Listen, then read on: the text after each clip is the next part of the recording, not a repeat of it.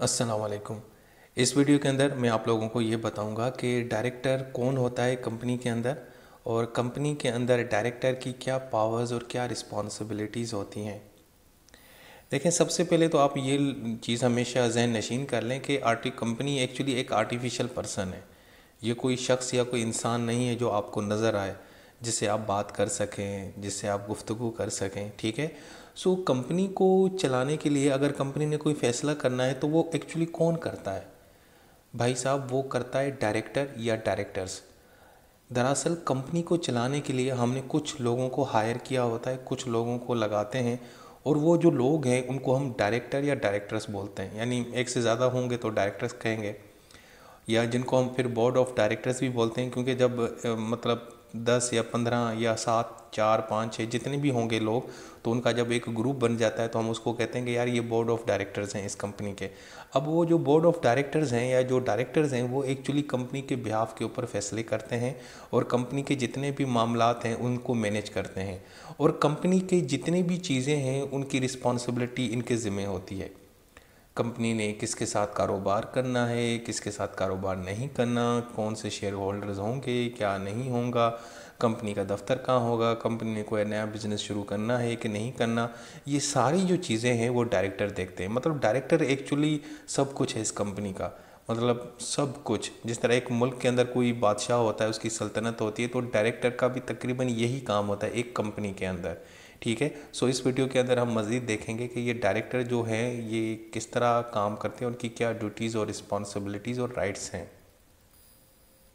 सबसे पहले तो ये देखें कि जो डायरेक्टर होता है वो आमतौर पे 3 साल के लिए बनाया जाता है और फिर उसको दोबारा भी रीअपॉइंट किया जा सकता है।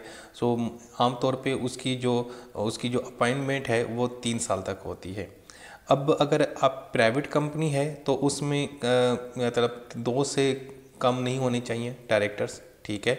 और अगर पब्लिक कंपनी है तो उसमें 7 से कम नहीं होनी चाहिए, यानी 7 से ऊपर ही डायरेक्टर होने चाहिए। सो ये भी नंबर्स हैं, और तो ये नंबर्स वेरी करता रहता है, लेकिन जो कंडीशन है वो ये है कि प्राइवेट कंपनी अगर आपके पास है तो उसमें लेस देन 2 नहीं होने चाहिए, और दूसरा ये कि पब्लिक कंपनी है तो उसमें 7 से नीचे डायरेक्टर्स नहीं होने चाहिए। 8 हों, 9 हों, 10 हों तो कोई मैटर नहीं है, लेकिन 7 से नीचे नहीं होने चाहिए। अब इसकी जो अपॉइंटमेंट है वो कौन करता है? देखें, कंपनी एक्ट 2017 के तहत जो डायरेक्टर्स की जो अपॉइंटमेंट है वो शेयर होल्डर्स ही करते हैं। शेयर होल्डर्स जारी बात है जिन्होंने पैसा लगाया होता है, कंपनी के शेयर्स खरीदे होते हैं, तो कंपनी की जब एनुअल जनरल मीटिंग होती है तो उसके अंदर ये डायरेक्टर्स को अपॉइंट करते हैं। और बाज़ औक़ात कुछ डायरेक्टर्स को खुद डायरेक्टर्स भी करते हैं। मिसाल के तौर पे एक कंपनी के पास 7 डायरेक्टर्स हैं और वो एक और मज़ीद डायरेक्टर को अपॉइंट करना चाहते हैं, तो वो 7 डायरेक्टर्स आपस में बैठेंगे बोर्ड ऑफ डायरेक्टर्स और किसी एक शख्स को अपना डायरेक्टर बना देंगे। ठीक हो गया जी। इसके अलावा जो कंपनी के डायरेक्टर्स होते हैं वो कम से कम एटलीस्ट 2 होने चाहिए, और दूसरा ये है कि वो 15 से ज़्यादा नहीं होनी चाहिए, यानी 2 3 से लेकर 15 के बीच में ही डायरेक्टर्स के नंबर्स होने चाहिए।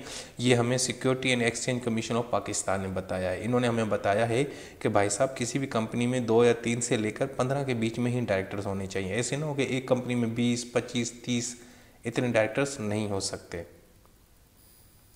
अभी इसकी जो भी डायरेक्टर बनाया जाता है उसकी क्वालिफ़िकेशन क्या होनी चाहिए? भाई, क्वालिफ़िकेशन क्या है? सबसे पहले तो आपको ये होना चाहिए कि वो माइनर ना हो, कोई बच्चा नहीं हो, कोई एडल्ट हो, कोई बालिग हो, समझदार हो, और अनसाउंड माइंड ना हो, कोई पागल ना हो, मेंटल ना हो। इसके अलावा जनाब उसके ऊपर वो कन्विक्टेड ना हो, मतलब वो किसी जुर्म के अंदर जेल की सज़ा ना काट के आया हो, कोई सज़ा ना काट के आए हो, कोई जुर्म ना किया उसने ज़िंदगी के अंदर। ऐसे ना हो कि उसके पर्चे कटे हुए हों और थानों के अंदर वो जनाब जो है ना इश्तिहारी हो और आप उसको अपनी कंपनी का डायरेक्टर बना दें। ऐसा नहीं हो सकता। इसके अलावा वो बेकरप्ट ना हो और किसी अदालत ने उसको डिसक्वालीफाइड नाअहल ना करवाया हो, मतलब उसके ऊपर किसी किस्म का कोई इल्ज़ाम भी ना हो, कोई उसने गलत काम भी ना किया हो, ना करप्ट रहा हो, ना कोई सज़ा काटी हो, कुछ भी ना हो, और समझदार बंदा हो, पढ़ा लिखा बंदा हो, और उसका जो दामन है वो बिल्कुल साफ़ हो, तो ऐसे शख्स को आप डायरेक्टर बना सकते हैं। अब इसके पास पावर्स क्या हैं? भाई, पावर्स तो उसके पास बेतहाशा हैं। अब एक कंपनी के जो डायरेक्टर होते हैं वो समझो तो उस कंपनी के माई बाप होते हैं और सारे मामलात वही देखते हैं। एक तो कंपनी के जितने भी अफेयर्स होंगे उनको मैनेज करेंगे, और सबसे बड़ा काम ये कहेंगे कि कंपनी के बिहाफ के ऊपर ये डिसीजंस लेंगे, फैसले लेंगे। कंपनी ने किस कंपनी के साथ कारोबार करना है, कंपनी ने किस शख्स को लोन देना है, किससे पैसे लेना है, किसको शेयर होल्डर्स बनाना है, ये सारे फैसले डायरेक्टर्स करते हैं। इसके अलावा इनके पास ये भी इख्तियार होता है कि कंपनी के अंदर अब जारी बात है छोटे मोटे ऑफिसर्स भी चाहिए होते हैं, जैसे चीफ एग्जीक्यूटिव ऑफिसर होता है, कोई चीफ फाइनेंशियल ऑफिसर होता है, तो ये लोग डायरेक्टर उसको अपॉइंट करते हैं। मिसाल के तौर पे कोई यूनिवर्सिटी है तो उसके भी डायरेक्टर्स होते हैं, तो वो उस यूनिवर्सिटी का जो चांसलर होता है या जो मुख्तलिफ डिपार्टमेंट्स के जो प्रिंसिपल्स या हेड मास्टर्स होते हैं उनको भी यही डायरेक्टर्स अपॉइंट करते हैं। इसके अलावा कंपनी ने किससे कोई पैसा लेना है या किसी को पैसा देना है, लोन देना है, तो ये भी जनाब जो फैसला है वो कौन करते हैं, ये डायरेक्टर साहब ही करते हैं। अब इनकी ड्यूटीज़ क्या हैं? एक तो भाई वो कंपनी और शेयर होल्डर्स के इंटरेस्ट में काम करेंगे, कोई कभी ऐसा काम नहीं करेंगे जो कंपनी को नुकसान पहुंचाए, और अपना काम जो है ना बड़ा जो है ना दिल से, ख्याल से और स्किल से करेंगे, जो ठीक है, उसके अंदर कोई वो नहीं होनी चाहिए कि वो दो नंबरी हो। इसके अलावा वो कंपनी के जितने भी मामलात हैं वो कानूनी नज़र से देखेंगे, कानून के मुताबिक कंपनी को चलाएंगे, कोई ऐसा गैर कानूनी काम नहीं करेंगे जिससे कंपनी को नुकसान हो। इसके अलावा कंपनी की जितनी भी फाइनेंशियल स्टेटमेंट्स हैं उनको तैयार करेंगे, प्रेजेंट करेंगे, शेयर होल्डर्स को बताएंगे कि सर जी आपने इतना शेयर्स हमें दिए, हमने इतना पैसा लगाया है। और इसके अलावा अगर उनको लगता है कि वो किसी भी मामले के अंदर उनका कन्फ्लिक्ट ऑफ इंटरेस्ट होता है, या मतलब वो खुद भी किसी तरीके से उनकी जो रिस्पॉन्सिबिलिटी है उसके अंदर कोई खलल आता है या उसके अंदर उसका कोई नुकसान पहुंचता है कंपनी को, तो ये उनको डिस्क्लोज़ करना पड़ेगा, ये भी उनकी ड्यूटीज़ होंगी। इसके अलावा इनके राइट्स बहुत हैं। एक तो इनके पास इनका ये हक है कि वो अकाउंट्स की जो बुक्स हैं उनको इंस्पेक्ट करें, इंस्पेक्शन करें, उनको देखें। इसके अलावा बोर्ड मीटिंग के जो नोटिस हैं वो उनको मिलने चाहिए। इसके अलावा उनके पास ये भी हक है कि जो सर्कुलर रेजोल्यूशन ड्राफ्ट होता है वो उनको मिलता रहे, उनको फ़ी मिलती रहे, और वो जनरल मीटिंग में उनको बोलने दिया जाए।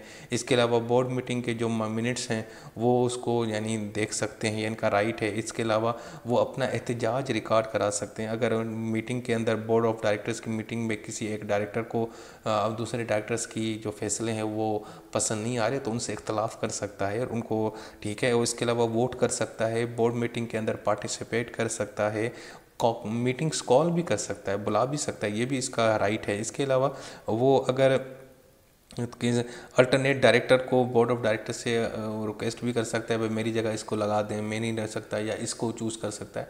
तो मतलब ये भी सारे इसके पास राइट्स हैं, यानी हर वो काम ये कर सकता है, क्योंकि ज़ाहिर बात है कंपनी का डायरेक्टर, तो इसके पास तकरीबन बहुत सारे राइट्स भी हैं और पावर्स भी हैं और ड्यूटीज़ भी हैं।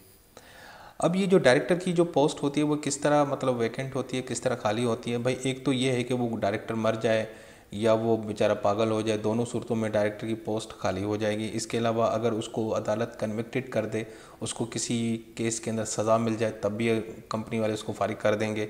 अगर वो बैंक करप्ट हो जाए तब भी उसको निकाल देंगे। अगर दूसरा वो रिज़ाइन दे दे तब भी वो उसकी पोस्ट वैकेंट हो जाएगी। अगर वो 3 मीटिंग्स हों डायरेक्टर्स की, बोर्ड ऑफ डायरेक्टर्स की, मुसलसल उसके अंदर आता ही नहीं है, तो हम यही समझेंगे अब भाई इसको ये नौकरी नहीं करनी, ये डायरेक्टर नहीं बनना चाहता, तो हम वो उसको निकाल देंगे, तब भी ये सीट खाली हो जाएगी। अगर वो कोई गलत काम करता है, करप्शन करता है, बहुत ही ऐसा मतलब फ्रॉड करता है जिससे कंपनी को करोड़ों का नुकसान होता है, तब भी वो डायरेक्टर नहीं रहेगा, उसकी सीट खाली हो जाएगी।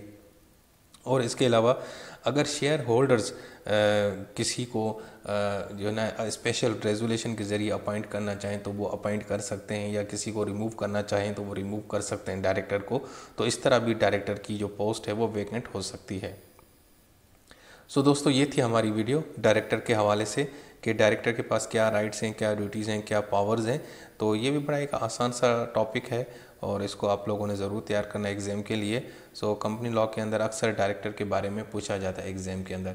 सो चलें जी, नेक्स्ट वीडियो तक मुझे इजाज़त दें। अल्लाह हाफिज़।